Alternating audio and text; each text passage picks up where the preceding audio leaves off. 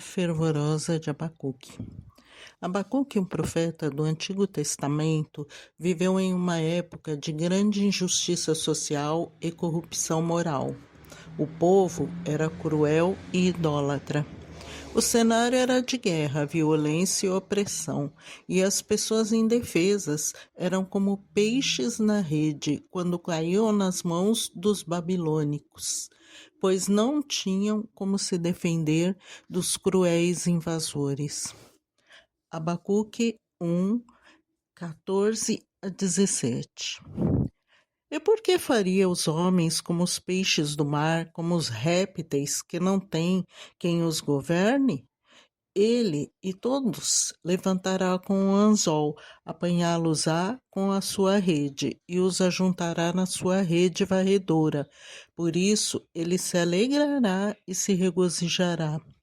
Por isso sacrificará a sua rede e queimará incenso à sua varredura, porque com elas engordou a sua porção e engrossou a sua comida.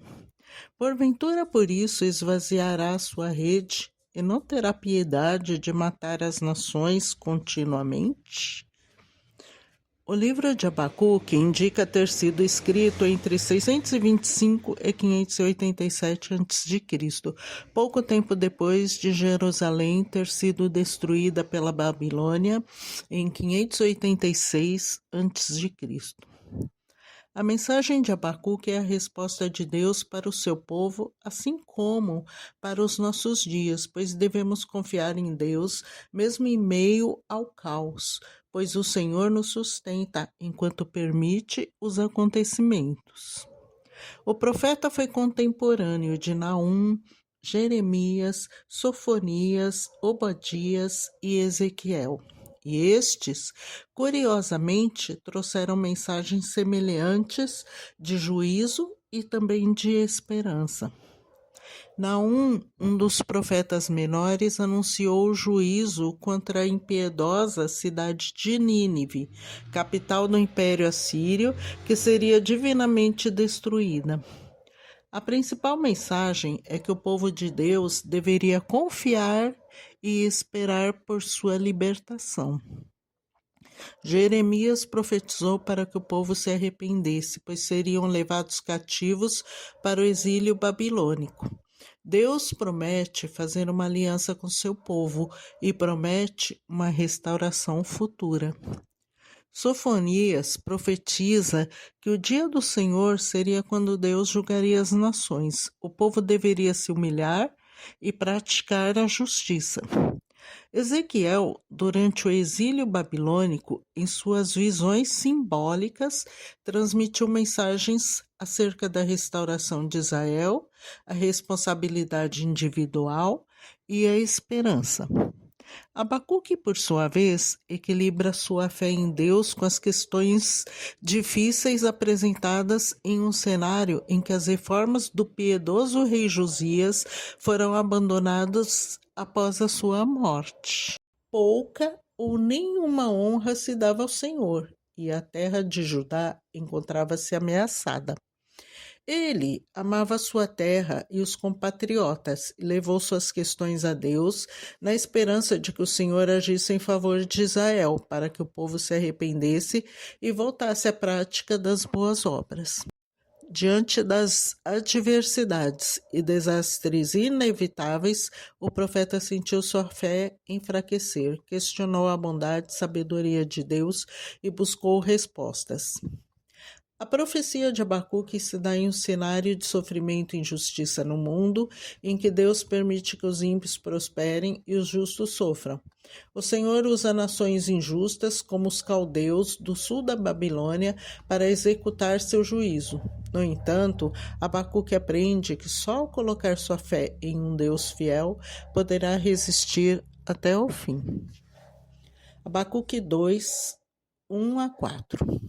Sobre a minha guarda estarei, e sobre a fortaleza me apresentarei e vigiarei, para ver o que falará a mim, e o que eu responderei quando eu for arguido. Então o Senhor me respondeu e disse: escreve a visão e torna bem legível sobre tábuas, para que a possa ler quem passa correndo. Porque a visão é ainda para o tempo determinado, mas se apressa para o fim, e não enganará. Se tardar, espera-o, porque certamente virá, não tardará. Ela nos remete à justiça e à responsabilidade. Assim como Nínive enfrentou consequências por sua maldade, também temos que entender que nossas ações trazem suas consequências. A mensagem profética, seja de esperança ou restauração, é atemporal. O exílio babilônico, por exemplo, foi seguido por uma promessa de restauração e esperança em tempos difíceis, pois Deus não abandonou o seu propósito.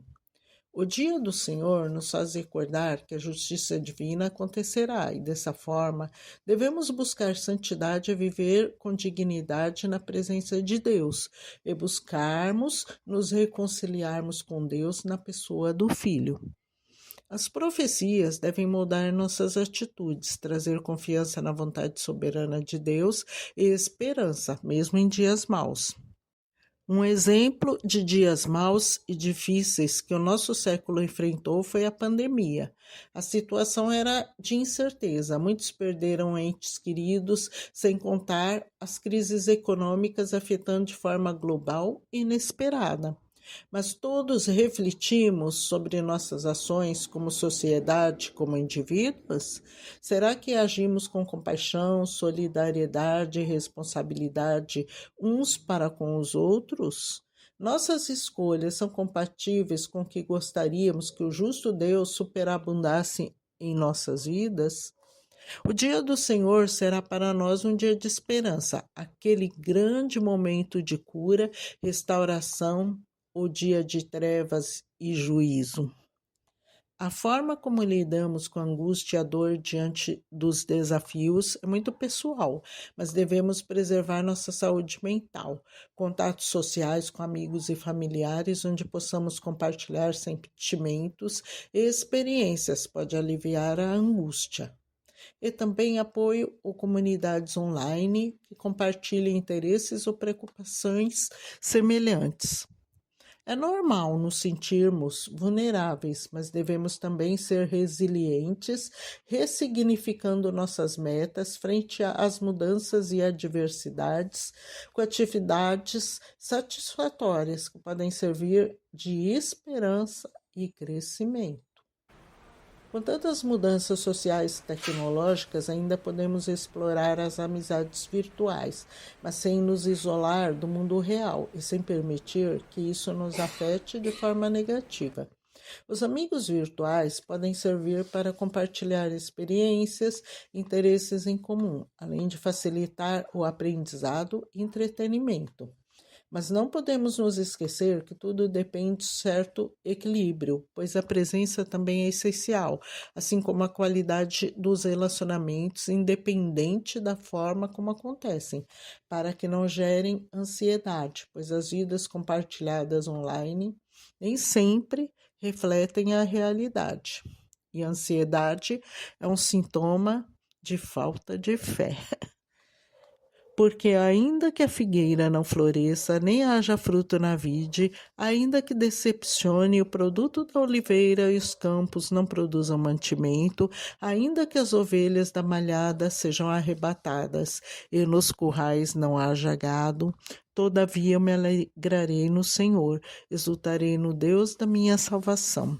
O Senhor Deus é a minha força, e fará os meus pés como os das servas, e me fará andar sobre as minhas alturas. Abacuque 3, de 17 a 19. Mas ainda que a figueira não floresça, nem haja fruto na vide, o produto da oliveira minta, os campos não produzam mantimento, as ovelhas sejam arrebatadas do aprisco, e não haja gado nos currais. Todavia eu me alegro no Senhor,